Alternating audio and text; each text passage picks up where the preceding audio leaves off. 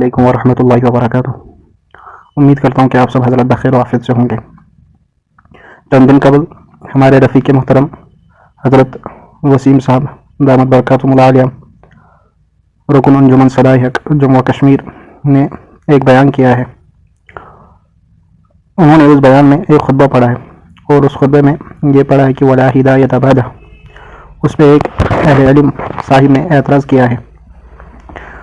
اگر کوئی اور اعتراض کرتا تو پہلے ہم اس کو یہ سمجھاتے کہ یہ متن کیا ہے، اس کی نحو ترکیب کیا ہوگی، اور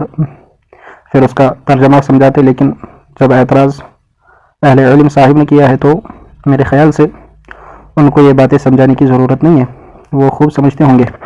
کیونکہ یہ وہ اہل علم صاحب ہے جن کو ہم ایک وقت میں نحو اور صرف کا امام کہتے تھے، اور آج بھی کشمیر میں انہیں نحو صرف کا امام کہا جاتا ہے۔ اب رہی بات اس پہ انہوں نے اعتراض کیا ہے کہ پھر آپ لوگ کیسے ہدایت پر ہو، اس میں تو انہیں یہ کہوں گا کہ اس پہ جو اعتراض آپ نے محترم وسیم صاحب کو کیا ہے، وہ اعتراض تو پہلے ہمارے اکابرین علماء پر ہوگا، جن اکابرین علماء نے وہ خطبہ اپنی کتابوں میں لکھا ہے، یا جن اکابرین علماء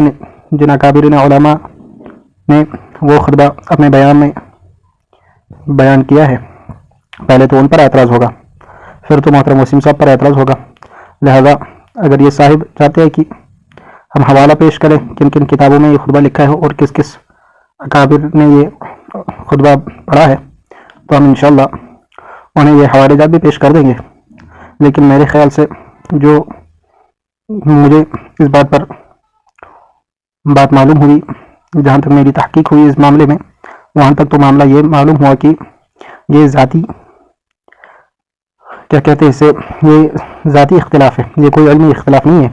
کیونکہ اگر یہ علمی اختلاف ہوتا تو پھر تو دوسرے انداز سے بیان ہوتا، لیکن میرے خیال سے یہ ذاتی اختلاف ہے۔ تو ذاتی اختلاف کو اگر کوئی انسان کرے تو اس سے ہم کیا کہہ سکتے ہیں؟ لہذا امید کرتا ہوں کہ جن صاحب کو یہ جواب ملے گا وہ خوب سمجھیں گے۔